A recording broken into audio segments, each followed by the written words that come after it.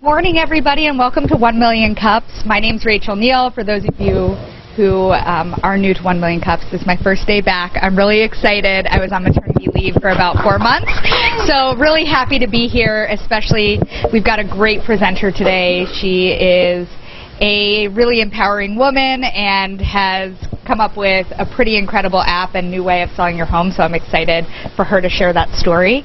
Today we are really thankful to our sponsors. We have Field 59 over here, who has been getting some great news accolades lately, which maybe they'll be able to share with you briefly as we pass the mic around. We're also thankful for the coffee from Crescendo, which is courtesy of Baker Tilly, so enjoy. And in addition to doing 1 Million Cups, I also work at Nordic Consulting. And so we're going to pass this around for brief introductions. If you can say who you are and what you do or where you're from, that would be fantastic. Thank you. My name's Leah Anderson. I'm another organizer of 1 Million Cups Madison. I also work at Nordic. We're actually hiring a couple of roles right now in our finance department, so if you know anybody who's looking for a job, send them my way. Shameless plug.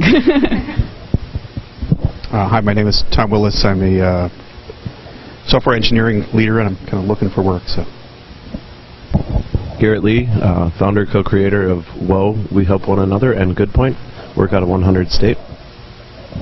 My name is Ruth Rolick, and I'm the business development specialist for the city of Madison.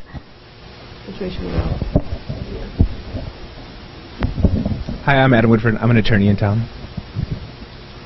I'm Jake Smith. I'm associate at Generator. I'm Kendra Bishop. I'm the marketing director at Alexander Real Estate Services.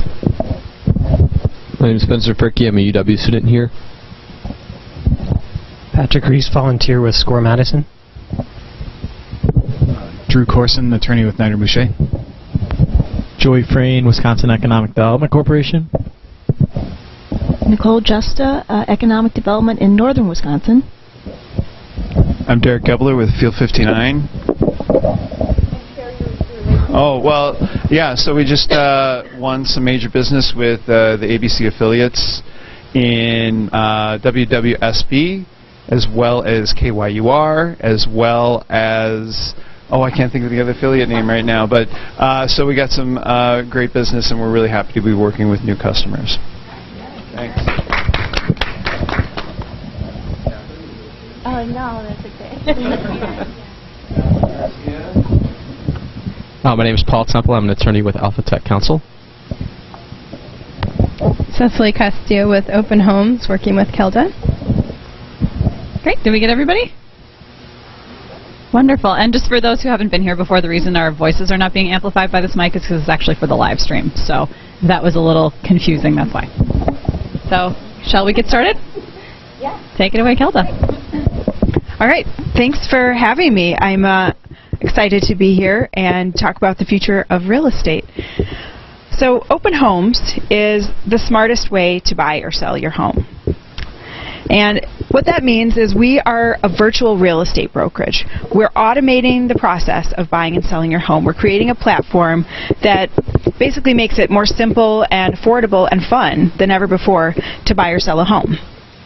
And because we are using technology to make that process more efficient, we're able to sell your home for just a 1% commission, which is a huge savings. So our average customer saves around $6,000 when they use Open Homes versus using a traditional agent. But better than both of these is that we're actually better at selling homes. Our homes sell faster and for a higher percentage of listing price than the market average. So in 2015, for example, our houses sold in an average of 11 days on market, which is incredibly fast, significantly faster than the market overall. And for 99.2% of listing price, which again is significantly higher than the market average. But let's back up and talk about the bad old way of selling your house. So real estate is an enormous industry. In the U.S., about $1 trillion worth of residential real estate changes hands every year. For most people, it's the most significant financial transaction they're going to make. And that said, if you ask people like, hey, like who here has bought or sold a house before? Who here would say it was a great experience, loved it? Okay, good for you. Well, Cecily. Cecily's our client. You don't count. Yeah. So, you know, people, I think, even if they have a great experience, they still feel they didn't get value for the money. And if they had a bad experience, then that's something that can linger and has significant, financial and legal consequences. There has been a tremendous amount of innovation in this area. Investment, a lot of VCs understand that real estate needs to be disrupted. It's ripe for disruption. But that said, the innovation has really not been customer-facing. It's been about how to Six Sigma agents and make them more efficient. It hasn't really attacked the fundamental pricing scheme that customers pay. So if you're going to sell your house right now, you basically have had two different options. You can do it yourself, for sale by owner, or FSBO, or pay a low flat fee, and essentially you have no backup. You can save a lot of money, but it's going to take a lot longer to sell your house. You're not going to get the exposure that you would get from going with a traditional agent. And if something goes wrong, with a transaction, you have to hire an attorney or kind of scramble and figure out what you're going to do. Or you could go with a traditional real estate agent, and you might get a great one, or you might get a terrible one. You probably won't know which one you got until it's too late. But you're going to pay a lot of money, 6 or 7% of your home sales price as the commission. So that's where Open Homes comes in. We're kind of like Goldilocks, right? We have the low cost and ease of use of the flat fee side, but we have the excellent service, professional support, and widespread exposure of selling with a traditional agent. Sure. So if you think about the real estate landscape, you can think about sort of two axes. One is like how much service does it provide? Is it a brokerage or not? And low tech to high tech. So here in the full service but low tech category is basically every real estate brand you've heard of. So that could be local companies like First Weber, or national brands like RE/MAX. And on the sort of on the no service low tech side, you have FSBO type companies that that are not basically acting as your broker. They might just be putting your listing on a website. So on the high tech side, you have companies like Zillow Trulia, which is now one company, and but they're not a brokerage. So a lot of people sort of think, oh, I'm going to find my house through Zillow and I'm going to get my agent through Zillow. They're basically lead generation platforms. They're a tool for agents to advertise themselves to customers, and they make money by selling the customers' eyeballs to the agents that have paid the most. So it's kind of like an industry-specific Google AdWords. You can think about it like that. On the brokerage side, high tech, you have companies like Redfin, which is probably the best known and most successful. Now, they are a fairly traditional brokerage, but they've made some significant innovations in how they pay agents and investments in front-end technology, a lot of SEO investments. But, Redfin is also, over their years of being in existence, they've also become more and more and more of a traditional brokerage. Open Homes is different. We are a full-service brokerage, but we're high-tech. And we're using technology to not eliminate the agent, but really reduce the amount of kind of busy work that agents have to do. And in exchange, we're putting our customers in the driver's seat. So the customer is really in charge of the process. You can think of Open Homes as sort of in the same family of technology companies that's using peer-to-peer technology and the sort of trustworthiness and verification systems that companies like Uber and Airbnb and eBay are using. And we're applying that to the real estate context. So we're not getting rid of agents. But what we do is we're building software that basically enable customers to do all of those low-value tasks that sap agents' time. So you're going to come as our customer, you're going to create your own listing using our beautiful, easy-to-use software. You're going to search for your own homes, say which ones you want to go see, everything you do online. But when it comes to things that are complicated, where you actually think, I could benefit from somebody who knows what they're doing, we're talking about like negotiating deals or evaluating offers, handling some kind of complication that happens prior to closing. We have licensed real estate agents who are also attorneys, and they handle those matters for you, but virtually by phone or email. So you'll have a person assigned who you have a relationship with, but you're only going to access them when you need them. Now that saves us money because we're not running around measuring people's living rooms and taking photos of their houses, and it saves you money because you're not paying us $10,000 or $20,000 to measure your living room. And what we've discovered is that our customers actually love this. They're not resistant to using technology, right? They prefer to do that. When we launched our current, this is our listing tool. When we launched that first thing, I had a couple. They're retirees, and they were selling their house and moving into a condo. And I said, you know, I'd really like to watch you using this, because I thought, like, there's no way. These people are not our target demographic. Like, they're not going to want to use this listing tool. Well, she pulled out her iPhone, which she mainly uses to see pictures of her grandkids, and she started filling it in, and within 10 minutes, we had all their listing information, and their house was listed. So I think that's very, very exciting. So a question I get asked a lot is, how can we afford to do this for 1%? So a traditional full-time agent in the U.S. closes about 9 deals a year. Using our technology, one open homes agent closes 45 deals a year. And so that obviously gives us a pretty significant, sustainable, competitive economic advantage. And this ratio is for Open Homes 1.0. This is we're in the early phases of our company. As we continue to automate further out through the process, we'll be able to drive that ratio higher and higher. So, talk just really briefly about some things that are to come. We've done some pretty good automation on the listing side. Now we're going to sort of turn to the buyer side automation. And we're almost ready to launch a product that will basically allow you, if you're in an open house and you know this house is well priced and it's going to sell and it's crowded, you just pull out your phone, click a few buttons, you're going to make a legally binding offer that's electronically signed that you can email before you even leave the house. Meanwhile, all the other people at the open house are going to be scrambling to call their agent or their brother-in-law and say, hey, there's this great house, I'd really like to put in an offer. And we've got a bunch of other things planned too. So, 2.5 years ago, Open Homes was just an idea. We had the privilege of going through Generator, which really helped us become a company. We were, I think, probably the earliest stage company that Generator has ever taken on. And about 2 years ago, we closed on a small seed round of $160,000. That enabled us to basically build the first iteration of the product. Since that time, we've driven our revenue growth 100% year over year. And we've become a top 12% brokerage in our first market in South Central Wisconsin MLS. And that's basically how many houses we've sold per agent. We're in the very, very top. So now we're in the early stages of raising a second round of capital, $500,000. That's going to enable us to take what we've built and really kick our growth into high gear. And I know a lot of startups have their hockey stick slides.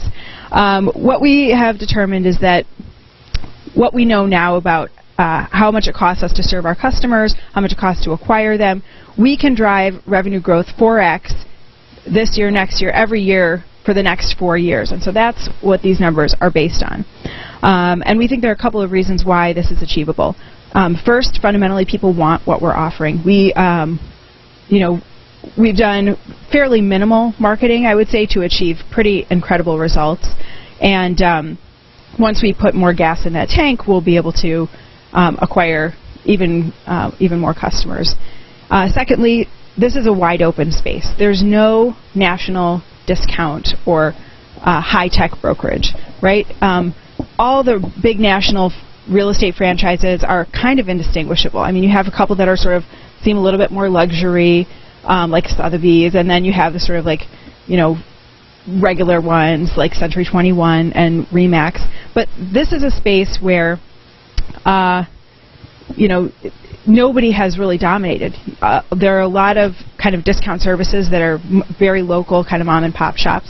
And we think that there's an opportunity for Open Homes to be that brand and fill that space. Third, this is a $60 billion market. That's how much agents take home in commissions every year. And that's because over 80% of homeowners still use a traditional agent. So that's a huge market. We don't have to capture a very big percentage of that market to have some incredible financial results. And finally, we've already proven our ability to execute on this model in a capital efficient way. So a little bit about unit economics. This is just our variable cost. This does not include like our office space and our MLS fees. This is just how much does it cost every time we get a customer, how much does it cost us to serve them.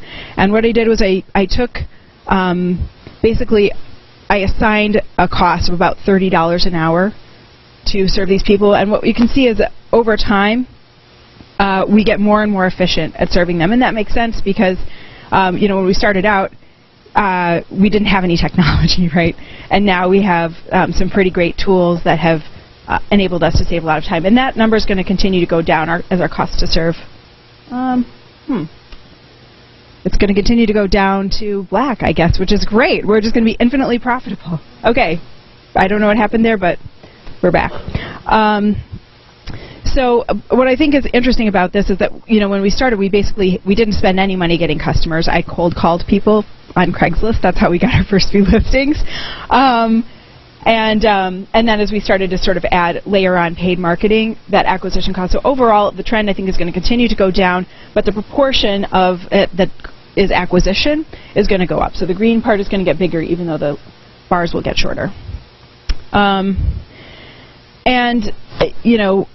On the other side, how much we make per customer is going up, and that is a factor of a couple of things. I mean, we're able to attract more expensive homes, and obviously when you're on a commission basis, the value of the real estate is a significant factor in your profitability. I will say that one of the things that I love about open homes is that we can be profitable even when we're selling homes that are very, very modest. And oftentimes when you're dealing with people whose homes might have a value of $100,000 or $200,000, the money that they're going to save is even more significant than somebody with a $500,000 house who might be saving a lot more. And so I'm really proud that we're able to, serve those people, and we're not sort of making our product a brand just for wealthier people. Okay, so we're going to basically do 3 things over the next 18 months with our investor money. The first, as I mentioned, is we're going to really dive deep into marketing. We've done a fair amount of experimentation, but we really would like to have someone with expertise in this area to really help us understand how we can get very specific demographics onto the platform. Second, geographical expansion. We are looking at going into the Twin Cities area next, and I know that's a picture of Chicago, but but Chicago will be on the docket too. We get a lot of requests, especially investors in Chicago are like, well, when are you coming to Chicago? I want to sell my house with you. So just give me the money, and then we will. And finally, technology. This is obviously a significant undertaking and there's an infinite amount of technology that we can build. It's very exciting, and so we want to continue to put money towards that. The most important asset that we have, though, is our customers. They love what Open Homes does for them, and we love doing it for them. I think the responses that we get gratify us just as much as any traditional broker, and even the last one is real. We did have to start out. We get comments like that. People are like, "Who pays 6% when Open Homes is here?"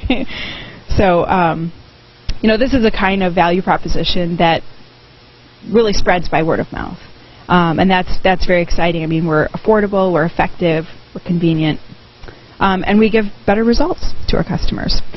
So to get a little bit more data-driven, Net Promoter Score is a way that businesses kind of can measure how likely it is that people are happy about their brand. So we survey every single person who is a customer of Open Homes, and we get about a 50% response rate.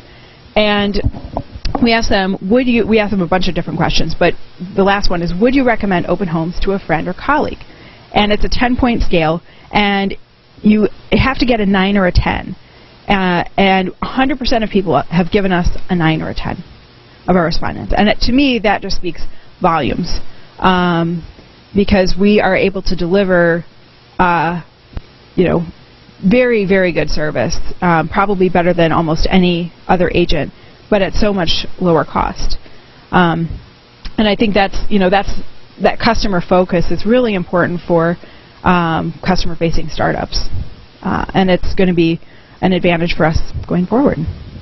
So if this sounds exciting to you, there are a lot of different ways that you can be involved. We are hiring. We're always looking for great real estate agents and attorneys. I mean, Adam's an awesome attorney. If anybody needs legal help related to startups or anything business, but also real estate. Cecily's an incredible attorney, former prosecutor. Do not cross her. And real estate agents. I got my start in real estate at the age of 19. When I was a college student at NYU, I was really tired of my work-study job, making $7 an hour, so I naturally decided to get my real estate license. And selling real estate in Manhattan enabled me to help pay for college and come back here to go to law school. And then I took a 10-year detour into politics. And then when that was over, I really decided I wanted something brand new. And so I decided to go back to my first love of real estate. And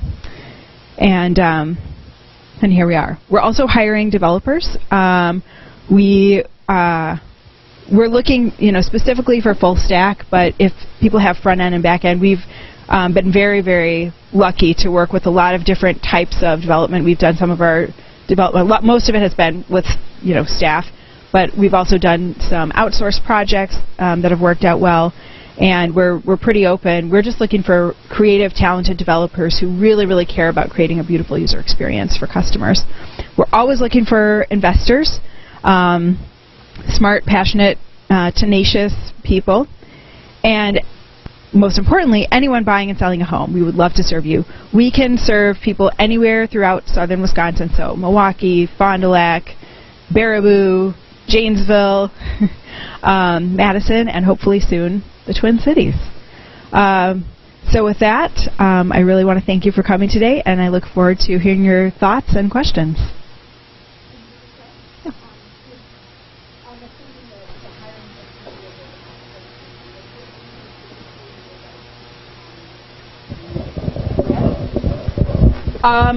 Finding developers is always the biggest challenge because there are so many great startups in Madison, and there are so many great startups that take our Madison developers.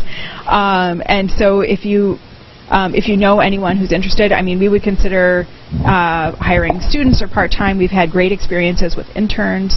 We're just really looking to augment our capacity as much as possible in this coming year. Excellent. Yeah. All right, and then we will turn over to audience questions.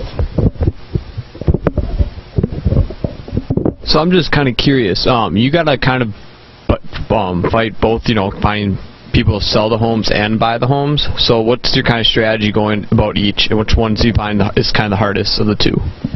So our initial strategy was really mostly focused on the listing side, on this basically selling homes side, and that's because the automation was a little bit easier to do.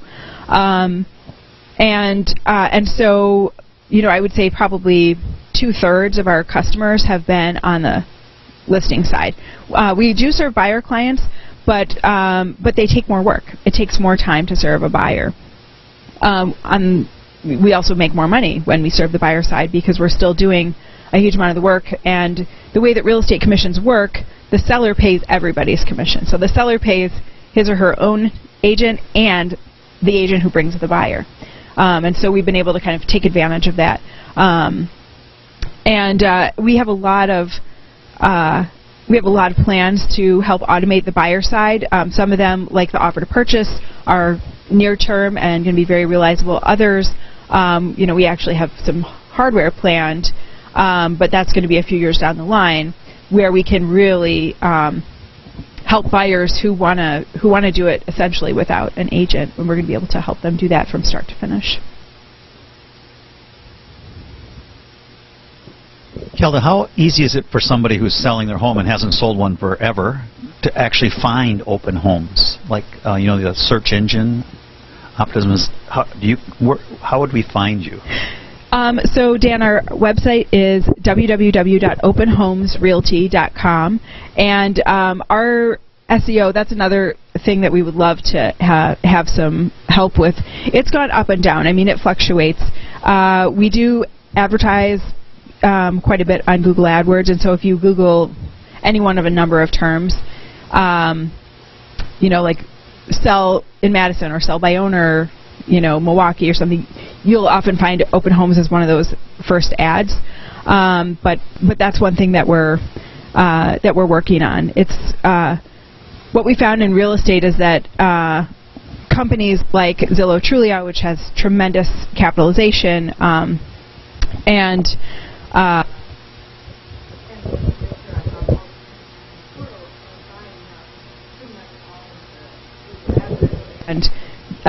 they're doing very sophisticated SEO so that, the first 20 results, anytime you Google somebody's address or Google, various search terms, you're going to go to a national portal rather than to a brokerage. I just found them doing it. I did Madison, Wisconsin real estate, and they came up first. Yeah. Yeah. So I think it's a big question for the industry. Touch that. It's a big question for the industry.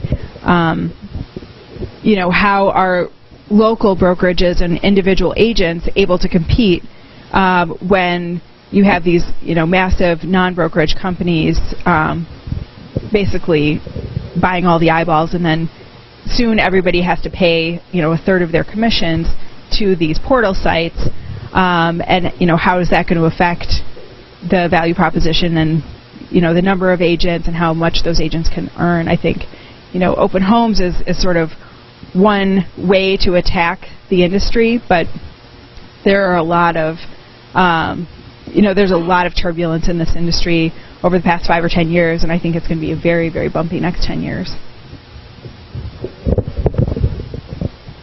You can just Google Kelda Real Estate. You'll probably find me. What are your biggest technological hurdles? Is it integrating with kind of clunky forms like the WB11, or is it when stuff is complicated, like environmental remediation, or like what are the roadblocks? So that's a great question. I would say something that's really easy to use for all people is always hard. I just think that if you're serious about UX, that it's always hard because you just have to make it easy for people who might not be savvy users, but you also don't want power users to get annoyed.